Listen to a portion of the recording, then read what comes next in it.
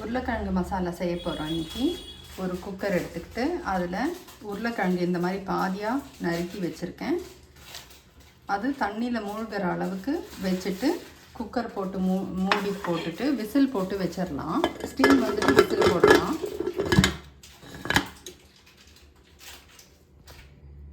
Steam வந்துருச்சு, wait போடுறேன். உருளைக்கிழங்கு மசாலா செய்வதற்கான பொருட்கள்: கடுகு, கடலைப்பருப்பு, உளுத்தம்பருப்பு, ஜீரகம், சின்ன துண்டு பெருங்காயம், இஞ்சி, பச்சை மிளகாய், காஞ்ச மிளகாய், கருவேப்பிலை, மஞ்சள் தூள், பெரிய வெங்காயம், சின்ன வெங்காயம். 2 வெங்காயத்தை பொடி பொடியாக நறுக்கி வச்சுருக்கேன். நல்லா வேக வச்சு மசிச்சு வச்ச உருளைக்கிழங்கு வேக வச்ச தண்ணி. கடாய் அடுப்பில் வச்சு ஆன் பண்ணிக்கிறோம். இப்போது நம்ம யூஸ் பண்ணுறது வந்து மந்த்ரா கடலெண்ணெய் தான். கடலெண்ணெய் ரொம்ப நல்லா இருக்குங்க.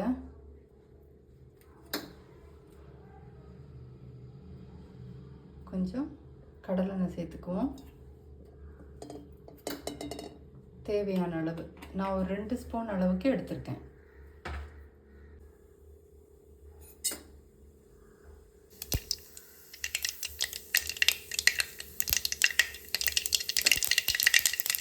கடுகு வெடிக்கட்டும். கடுகு வெடிச்சிருச்சு. இப்போது 1 ஸ்பூன் அளவுக்கு கடலைப்பருப்பு, உளுத்தம்பருப்பு. ரொம்ப செவக்க வேணாங்க. அது ஒரு பொன்னிறமாக வர்றதுக்குள்ளே மற்ற இன்க்ரீடியன்ட்ஸ் எல்லாமே போட்டுக்கலாம். பெருங்காயத்தூள், இஞ்சி, காஞ்ச மிளகாய், பச்சை மிளகாய், அது வரைக்கும் போடலாம். போதும். வெங்காயம் சேர்த்துக்கலாம். பெரிய வெங்காயமும் சின்ன வெங்காயமும் சேர்த்துக்கலாம். இது ரெண்டும் எதுக்கு சேர்க்குறோம் அப்படின்னா நல்லா ருசி கூட்டுங்க.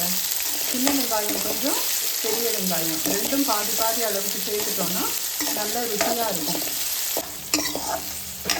வெங்காயம் ஒரு கண்ணாடி பதம் வந்தால் போதும். இந்த ஸ்டேஜில் கருவேப்பிலை சேர்த்துக்கலாம். நல்லா கையால் தசைக்கிட்டு சேர்த்துக்கணும்.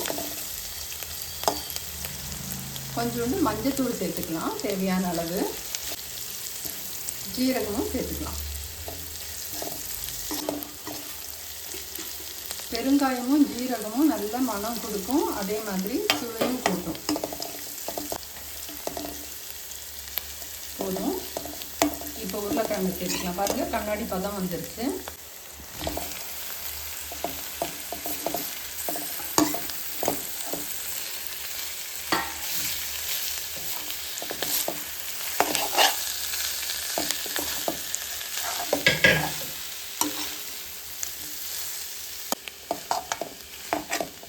இந்த ஸ்டேஜில் கொஞ்சம் உப்பு தேவையான அளவு சேர்த்துக்கலாம். சேர்த்துக்கிட்டு உருளைக்கிழங்கு வேக வச்ச தண்ணியையும் அதில் ஊற்றிடலாம்.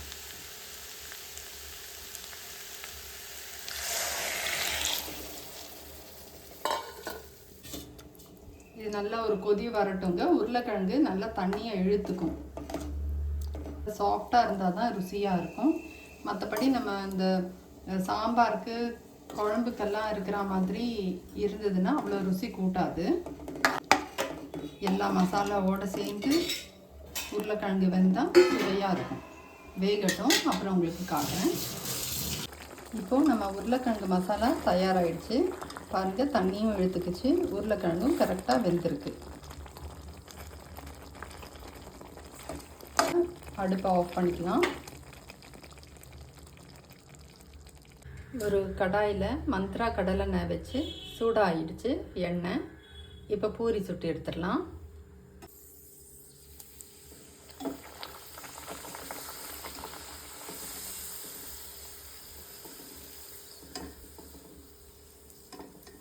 திருப்பிடலாம்.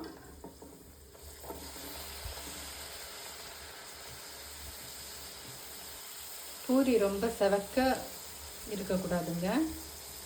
சீக்கிரம் அது வந்து வெந்துடும். அம்மா என்ன சொல்லுங்கம்மா? Golden colour. கோல்டன் கலர் வந்த உடனே எடுத்துடலாம்.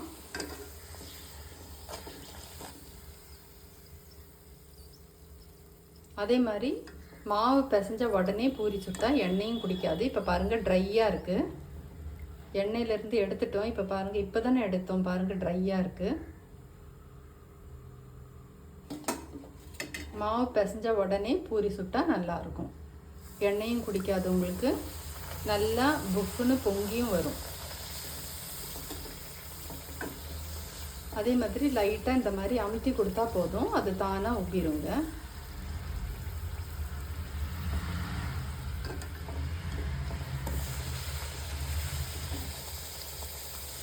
இந்த மாதிரி கோல்டன் ப்ரௌன் வந்தால் போதும்.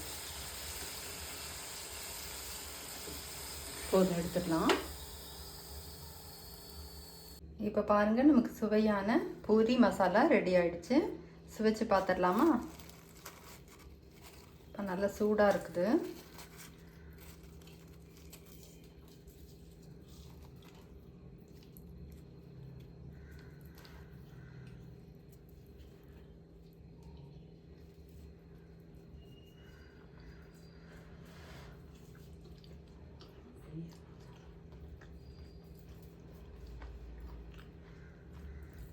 உப்பு மிளகாய் எல்லாம் கரெக்டாக இருக்குது. அந்த பெருங்காய வாசனை தெரியுது. ரொம்ப நல்லா இருக்குங்க, ட்ரை பண்ணுங்கள். சிம்பிளான ரெசிபி தான். நம்ம இப்போ சப்பாத்தியும் செஞ்சிடலாம். கல் காஞ்சிருச்சு. சப்பாத்தி திரட்டி வச்சுருக்கேன், போட்டாச்சு. சப்பாத்தி மாவு 1 மணி நேரத்துக்கு முன்னாடியே பிசைஞ்சு வச்சுட்டேங்க. பூரிக்கு மட்டும் உடனே பிசைஞ்சு அப்போவே சுட்டுறணும். இப்போ சப்பாத்தி மாவு எல்லா பக்கமும் ஒரு சேர வேகிற மாதிரி திருப்பி விட்டுட்டே இருக்கணும்.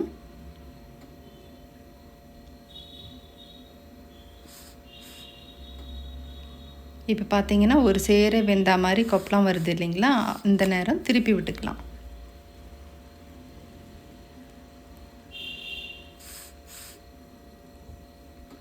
நம்ம திருப்பி விட்டுட்டே இருந்தோம்னா தான் எல்லா இடமும் ஒரு சேர வேகும்.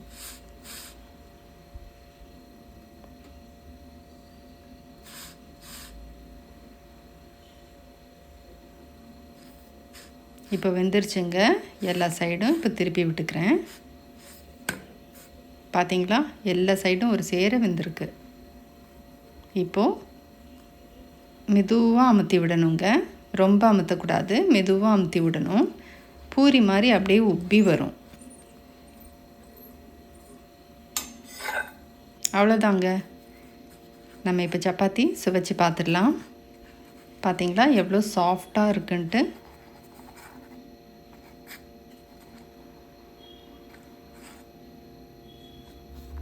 இப்போ சுவைச்சிடலாம்.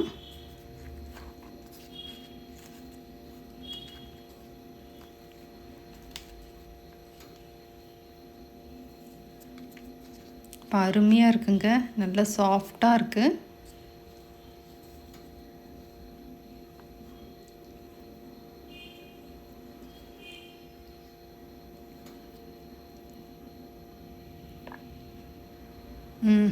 சுவையாக இருந்ததுங்க. நீங்களும் இதே மாதிரி செஞ்சு பாருங்கள். கடலைப்பருப்பு எல்லாம் ரொம்ப சுவையாக இருந்ததுங்க. நீங்களும் ட்ரை பண்ணி பாருங்கள்.